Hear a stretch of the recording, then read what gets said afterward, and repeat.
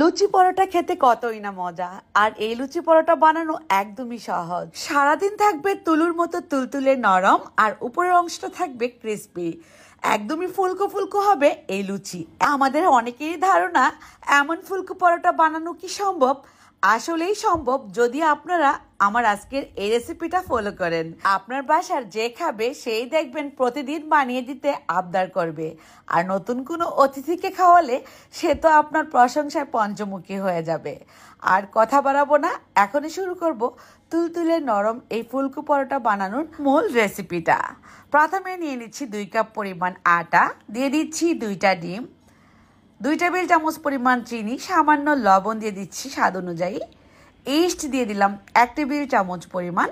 এবার সব কিছু একসঙ্গে খুব ভালোভাবে হাত দিয়ে মিশিয়ে নেব।